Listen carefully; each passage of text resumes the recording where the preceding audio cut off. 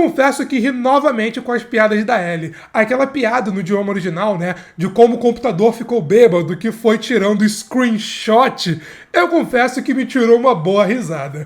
Fala pessoal, eu sou o Pedro e bom, The Last of Us para sua história principal para contar um pouco mais sobre o passado da Ellie, a importância da Riley em sua vida e também como ela foi mordida, em um episódio que muitos vão falar que é filler, mas ao mesmo tempo foi bem interessante. Bom, primeiramente eu quero comentar sobre o passado da Ellie. A Ellie, como vimos nos 6 episódios anteriores e naquela conversa dela na lanchonete com a provável Dina, não é a pessoa mais comportada do mundo. Ela é uma adolescente e constantemente se mete em briga, confusões, como vimos aqui nesse início. Só que ela consegue mais uma chance para entrar nos trilhos e talvez ter uma vida melhor ou continuar do jeito que tá e pagar o pato mais pra frente.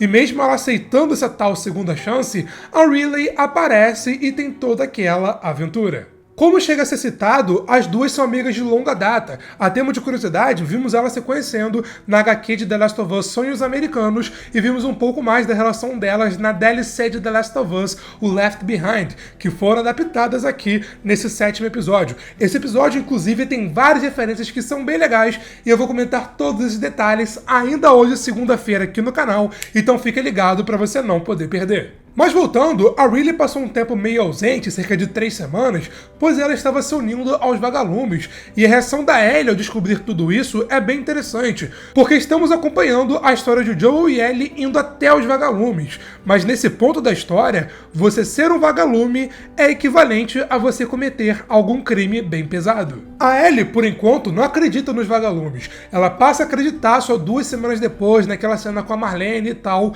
que vimos no primeiro episódio, e por isso, nesse primeiro momento, ela fica surpresa em saber que a Riley se juntou aos vagalumes, pois ela acha que eles são apenas alguns rebeldes que só causam caos. Só que a Riley a convence de sair do seu apartamento e ir até um shopping para ter uma noite divertida. Afinal, as duas não tinham uma há muito tempo. E na conversa das duas, enquanto elas vão até o shopping, percebemos que elas são bem parecidas. Ambas, de certa forma, estão cansadas do sistema, são brigonas, têm senso de humor parecido. Só que uma quer fazer a diferença, que nesse primeiro momento é a Riley, e por isso ela se uniu aos vagalumes. Mas antes de chegarem até o shopping, elas acabam encontrando um cara morto, que aparentemente se matou tomando algumas pílulas misturado com algum tipo de bebida alcoólica. Mas a reação delas vendo esse cara morto é bem interessante, porque elas não ficam com medo, assustadas, aterrorizadas.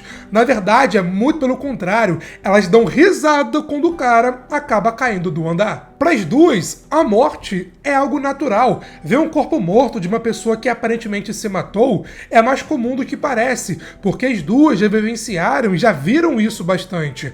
A morte é só mais um elemento nesse mundo caótico, onde as pequenas coisas acabam sendo as mais importantes. A Riley, sabendo disso, leva a Ellie até o shopping. Esse tal shopping que até se comentou no segundo episódio que era perigoso entrar, a própria Ellie comenta isso inclusive, mas como a Riley estava, digamos assim, hospedada lá, ela sabia que estava tranquilo e que as duas podiam curtir uma noite de aventura. Como a gente viu até agora na série, a Ellie, embora pense que saiba das coisas, ela na verdade é o famoso You Know Nothing Jon Snow, porque ela não conhece as coisas que nós conhecemos, como por exemplo um shopping, e a cena dela ficando maravilhada vendo uma escada rolante é bem legal para demonstrar tudo isso. E outra coisa bem legal, assim como a referência a Dawn of the Wolf, que comentaremos mais tarde no vídeo de detalhes, é o seu like e o seu joinha aqui nesse vídeo. Se você está curtindo aqui nesse review, dá essa força porque assim você ajuda esse vídeo e também aqui o canal. De coração, muito obrigado pela sua ajuda.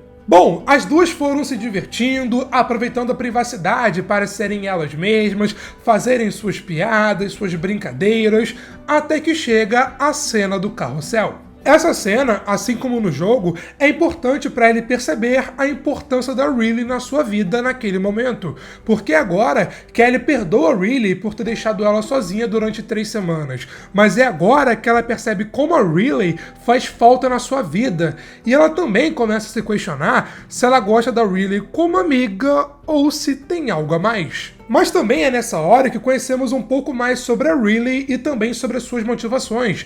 A Riley se uniu aos vagalumes porque também estava cansada da Fedra e tal, de todo aquele sistema, mas principalmente porque ficando lá, ela seria apenas mais uma, ficaria de guarda, ficaria fazendo nada, mas como uma vagalume, ela faria alguma coisa, ela seria alguém, ela teria uma importância, mas como uma vagalume, ela teve que se afastar da Ellie pelo próprio bem das duas. E sabendo que a Riley passaria mais um tempo longe, as duas fazem de tudo para conseguir aproveitar a noite. Elas param, tiram fotos, jogam Mortal Kombat 2. A Riley apresenta um novo livro de piadas da Ellie, que é o No Pun Intended 2, sendo esse volume que a Ellie guardou e contou piadas para o Joel lá no 4º episódio. Mas também é nessa parte que a Riley começa a mostrar quem ela é de verdade e contar toda a verdade para a Ellie. Porque nessa parte, a Ellie percebe que a Riley fazia algumas bombas para jogar contra a Fedra, que talvez essas bombas poderiam atingir a própria Ellie eventualmente, né? E também que ela estava no shopping porque ela foi escalada para ficar no shopping. Então ela sabia o que fazer, que estava tudo tranquilo, mas também ela estaria partindo muito em breve no dia seguinte com os vagalumes para um outro local, para fora de Boston, e provavelmente nunca mais veria a Ellie de novo. E com isso, a Riley resolveu planejar toda uma noite feliz de despedida para a Ellie, que ao saber disso tudo, acaba ficando chateada, revoltada e acaba fugindo, porque novamente ela seria abandonada. Mas ao ouvir possíveis gritos da Riley em perigo, Ellie volta correndo na hora para tentar salvá-la. Só que na verdade a Riley estava bem e apenas queria chamar a atenção da Ellie, onde as duas novamente têm uma conversa que é muito importante. A Riley não quer apenas ter importância, não quer apenas ser alguém. Ela quer também ter uma família, ter alguém que cuide dela, ter alguém que se preocupe com ela e também ter alguém por quem se preocupar, além, claro, da própria Ellie. E foi por isso que, de verdade, ela se uniu aos vagalumes e está disposta a largar tudo para ir onde eles tiverem que ir. A motivação dela é sim boa, é justa, plausível, mas isso deixa a Ellie triste, porque, novamente, ela seria abandonada, ficaria sozinha, ficaria isolada, sem ninguém para confiar, sem nenhum amigo, sabe? Mas para aproveitar o tempo restante, as duas começam a dançar com algumas máscaras de lobisomem e palhaço, e ao se divertir com a Riley, ela passa a refletir em tudo que está acontecendo. E com isso, a Ellie tá com um beijo nela. Essa cena em questão serviu para duas coisas. Uma, a Ellie sim é lésbica, todo esse lance da sua sexualidade é muito mais trabalhado durante o segundo jogo, mas também para mostrar que a Ellie não vai aguentar ficar sozinha, não vai aguentar ficar sem a Riley. Só que quando a Riley finalmente muda de ideia, o infectado aparece e acaba estragando tudo. A tema de curiosidade, esse infectado foi acreditado como infectado no estágio 5, teoricamente um estágio acima do Byaku, que é o mais poderoso fora o Rei dos Ratos, né? E pô, sendo sincero, eu não acho que esse infectado seja mais poderoso nem que o instalador. Então talvez na hora de acreditar eles acabaram se precipitando, exagerando. Eu não acho que seja estágio 5, mas pelo menos o visual dele é bem interessante. Detalhe que quando ela acaba de matar o infectado, ela fica toda feliz, orgulhosa, matou o infectado à base do ódio, gostou de matar o infectado. Então a série já tá preparando o terreno para quando for adaptar The Last of Us Parte 2, a Ellie da série se tornar o que é a Ellie no jogo. Mas voltando, durante o ataque dele, as duas infelizmente acabaram sendo mordidas, e a Ellie, ainda sem saber que era imune, acaba surtando, assim como a Riley, onde as duas prometem que ficarão juntas e vão morrer juntas. Nem no jogo, nem na DLC, nem na HQ tivemos a continuação dessa história. Digo, se a Riley acabou se transformando e a Ellie teve que matá-la ou algo parecido, não sabemos como a Riley morreu, então acho que seria interessante se a série no futuro comentasse isso. Nem precisa mostrar não, bota um diálogo aleatório da Ellie contando isso pro Joel, ou na segunda temporada da Ellie contando isso pra Dina, como ela matou a sua primeira paixão. É uma lacuna bem interessante que a série poderia preencher.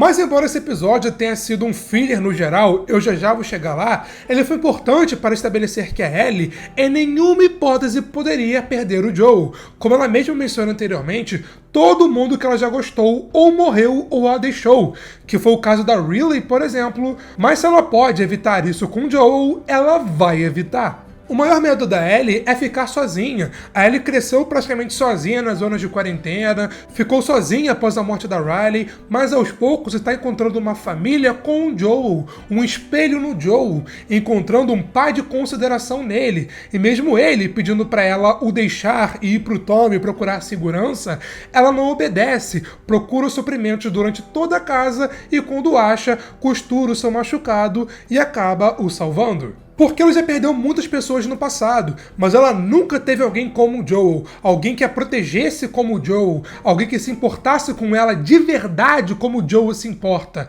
E o episódio termina mostrando ela fazendo tudo que pode para salvá-lo. Bom, agora dando a minha opinião sobre esse episódio, eu achei ele bem divertido, pirei nas referências, a referência para Dawn of the Wolf, meu Deus, eu tava esperando e finalmente apareceu. Mas eu fico pensando, se esse episódio fosse uma DLC da temporada, assim como Left Behind é uma DLC do jogo, funcionaria bem melhor do que sendo um episódio no meio da temporada. Te explico. Por exemplo, com Sandman, a Netflix lançou a primeira temporada e tal, até comentei em vídeos aqui no canal, mas algumas semanas depois lançou 2 episódios extras como se fosse uma DLC mesmo, sabe?